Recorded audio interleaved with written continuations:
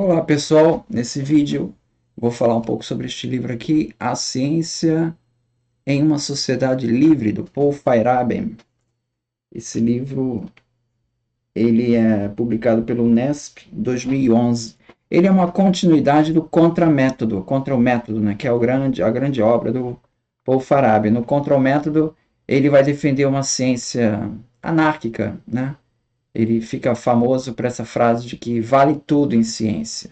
Então, não existe um método científico. Os cientistas, eles têm suas teorias que se estabelecem por outras razões, e não por as razões da confiança experimental e coisas do tipo, né? É muito mais em função da propaganda, da retórica, dos jogos de poder que as teses se estabelecem.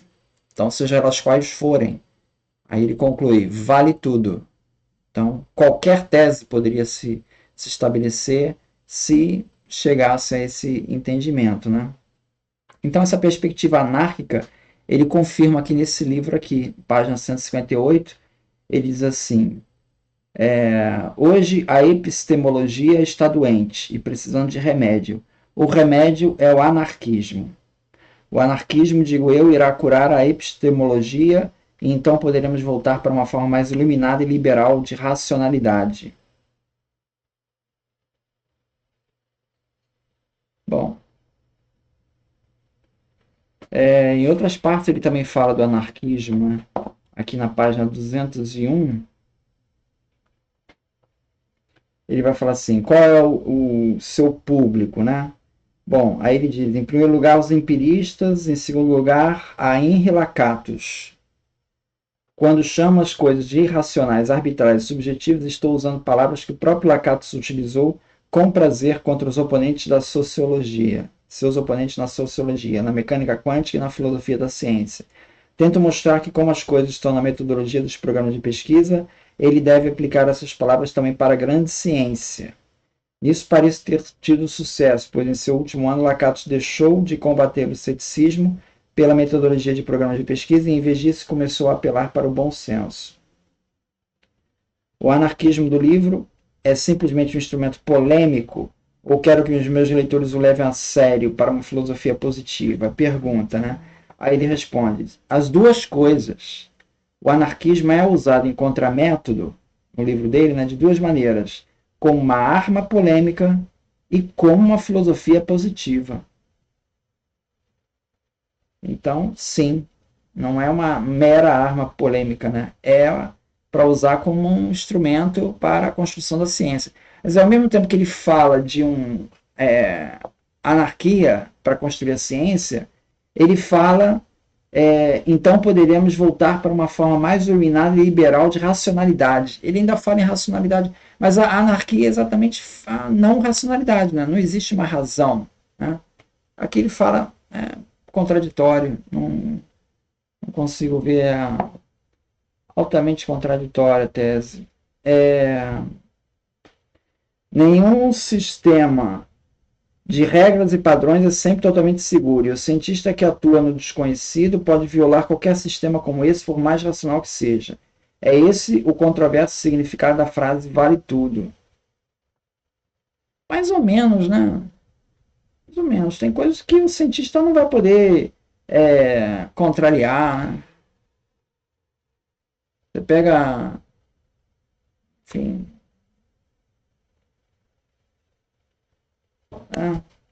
não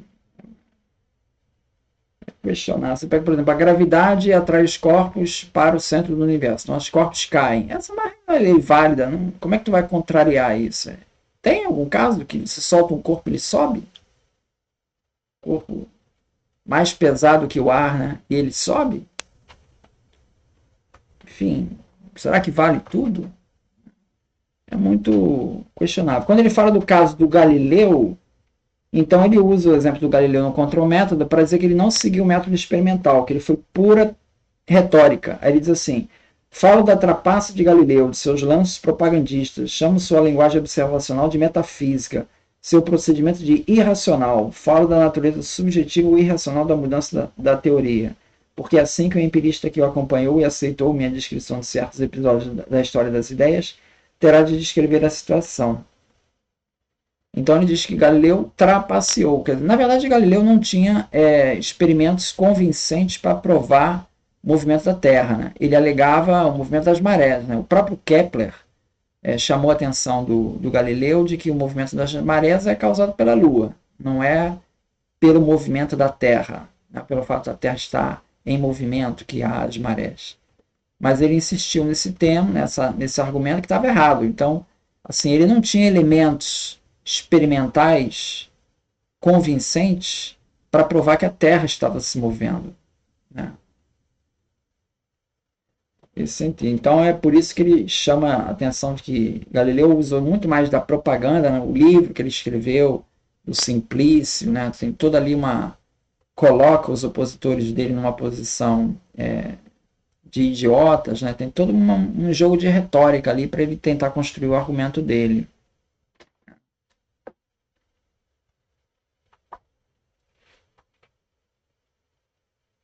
Aqui na página 33, aí ele vai falar, por exemplo, essa questão aplica-se para demais ramos da ciência. Então ele diz assim, página 33, grande parte da popularidade da medicina científica moderna se deve ao fato das pessoas doentes não terem outra coisa a recorrer e de a televisão, os rumores, o circuito técnico de hospitais bem equipados as convencerem de que não tem alternativa melhor. Mas e tem? Quer dizer, eu pergunto para ele, se você ficar doente, você vai para onde? Você vai para o hospital, melhor que tiver, o que a ciência produz de melhor, ou tu vai para o curandeiro? Então, assim, isso aqui me parece uma pura retórica dele, né? Dizer que isso tudo é propaganda. O hospital que nós temos de ponta, isso é propaganda. Não é resultado experimental que funciona realmente. Ele não cura realmente as pessoas. Ele não trata as pessoas bem. Então vai para o curandeiro. Ele vai. Então, assim, meio argumento de retórica. Né? No Kepler, ele trata do Kepler que quando ele desenvolveu as teses dele na astronomia, não foi para desbancar a astrologia. Pelo contrário, a astrologia ele via como uma maneira de aperfeiçoar a astrologia. Ou seja, o Kepler era astrólogo. Né? Essa higienização da ciência ela acontece em vários exemplos. Né? Ou seja, a história da ciência é contada tirando esses elementos irracionais. Então, o fato do Kepler ser astrólogo geralmente ser escondido nos livros de ciência, né? Que isso não pega bem, né? Para a história da ciência. Nesse ponto, o Feyerabend ele tem sua razão, mas veja, o problema do Feyerabend é que ele radicaliza e vai para o vale tudo, né? Aí é que está, esse é o problema ali do Feyerabend, né? Essa questão do Feyerabend sobre o caso Galileu, né? Ele chega a apontar que a igreja agiu correto com Galileu.